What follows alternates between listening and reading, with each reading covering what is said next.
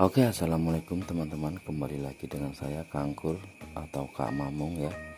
Di video kali ini Kak Mamung akan menjelaskan sedikit tentang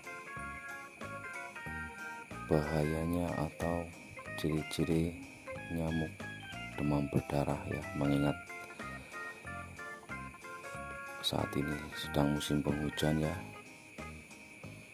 jadi banyak nyamuk, jadi kita harus lebih berwaspada. Oke, simak terus video dari saya ini sampai tuntas ya teman-teman. Penyakit demam berdarah masih menjadi salah satu masalah kesehatan masyarakat yang utama di negara kita Indonesia ya teman-teman. Apalagi kalau pas musim-musim kayak gini, memasuki musim penghujan, penyakit ini mulai berkeliaran lewat perantara nyamuk yang membawa virus dengue atau demam berdarah ya teman. Pasalnya nyamuk demam berdarah itu menyukai daerah-daerah air yang tergenang dan yang tersumbat, biasanya yang banyak sampah itu menjadi tempat perkembangbiakannya. Lantas apa saja ciri-ciri lain dari nyamuk penyebab demam berdarah itu? Mari kita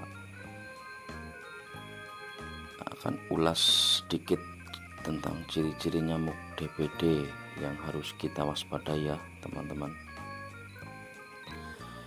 Demam berdarah dengue atau DBD adalah penyakit yang disebarkan melalui gigitan nyamuk. Namun tidak sembarang nyamuk yang bisa menyebabkan virus demam berdarah ke tubuh kita ya teman-teman. Oleh karena itu kita perlu mengenali seperti apa wujud dan perilaku nyamuk yang menjadi biang kerok penyakit tersebut. Selain agar bisa membedakannya dengan nyamuk biasa, kita juga dapat melakukan langkah-langkah pencegahan demam berdarah yang tepat sasaran ya teman-teman. Mari kita ulas langsung untuk jenis-jenis nyamuk demam berdarah ya.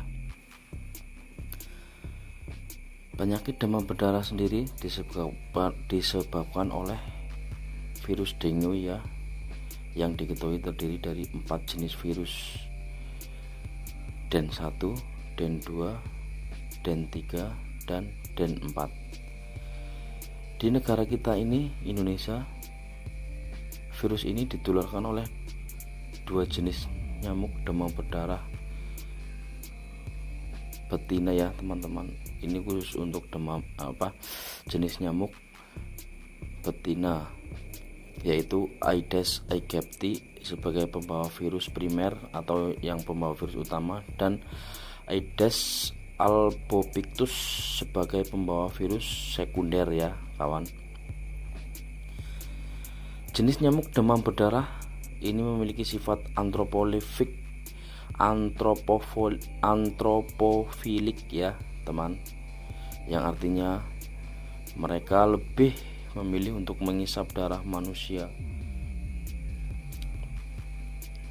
Selain itu, nyamuk DBD atau demam berdarah juga bersifat multiple feeding. Dengan kata lain, untuk memenuhi kebutuhan darah sampai kenyang, biasanya nyamuk ini perlu mengisap darah beberapa kali. Sifat multiple feeding inilah yang dapat meningkatkan risiko penularan DBD di wilayah perumahan yang penduduknya lebih padat, kumuh, dan banyak air tergenang khususnya ya teman-teman. Sebab satu nyamuk yang membawa virus dalam satu jangka waktu menggigit akan mampu menularkan virus tersebut kepada lebih dari 1 orang. Kedua, kita bisa membedakan warna dan bentuk tubuh nyamuk DBD dengan nyamuk yang biasa ya teman-teman.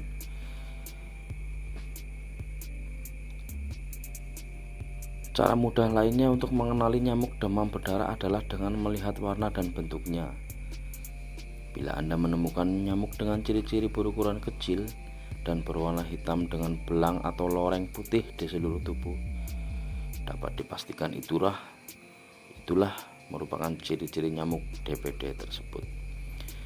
Nyamuk ini memiliki kemampuan untuk terbang setinggi 100 meter dan sejauh 400 meter, sehingga daya jangkau penularannya cukup jauh dari tempat bersarangnya. Ciri-ciri yang ketiga yaitu waktu gigit nyamuk ya teman-teman. Sifat khas dari nyamuk demam berdarah dapat dilihat dari waktu gigitan. Nyamuk-nyamuk ini aktif menggigit pada pagi hingga sore hari. Paling aktif saat 2 jam setelah matahari terbit dan beberapa jam sebelum matahari terbenam. Pagi hingga sore hari lah ya intinya teman-teman. Nyamuk DBD terkadang menggigit tanpa sepengetahuan kita semua, karena biasanya nyamuk ini menggigit dari belakang tubuh kita dan menuju pergelangan kaki dan siku.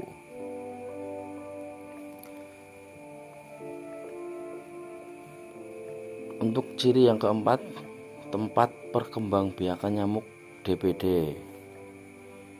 Nyamuk Aedes aegypti dan Aedes albopictus termasuk jenis nyamuk pemukiman ya teman-teman. Jadi nyamuk ini menyukai tempat atau wadah penampungan air yang terbengkalai, tapi lebih suka memilih tempat-tempat air yang jernih untuk meletakkan telurnya.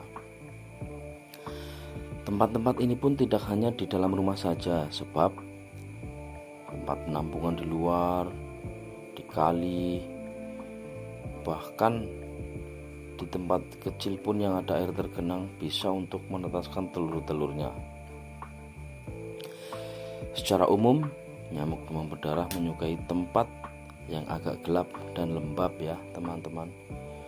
Nyamuk Aedes aegypti lebih banyak ditemukan berkembang biak di tempat-tempat penampungan air buatan, misalnya seperti bak mandi, ember, vas bunga, tempat minum burung, kaleng bekas, dan tempat-tempat sejenis. Sementara itu, nyamuk Aedes albopictus lebih banyak ditemukan di penampungan air alami di luar rumah, seperti di daun, lubang pohon, dan potongan-potongan bambu yang tidak terawat.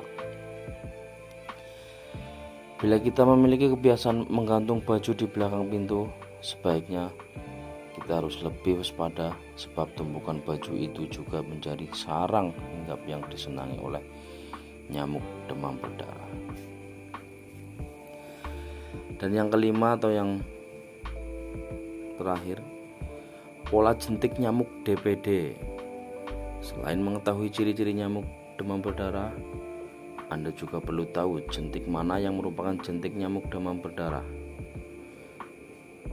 Saat kita mengecek bak mandi atau tempat penampungan lainnya, jentik nyamuk demam berdarah biasanya bergerak aktif dari bawah ke atas permukaan air secara berulang-ulang.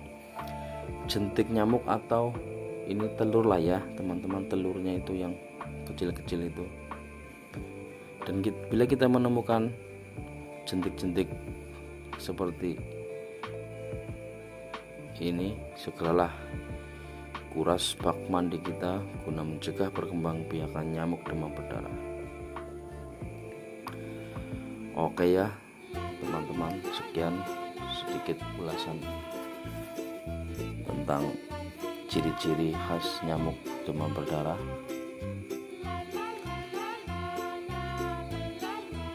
Terima kasih yang telah menonton video ini, dan jangan lupa untuk like, komen, dan share, subscribe video ini biar Kak Mamung atau Kangkur lebih semangat lagi membuat video-videonya. Terima kasih, salam Kangkur Channel.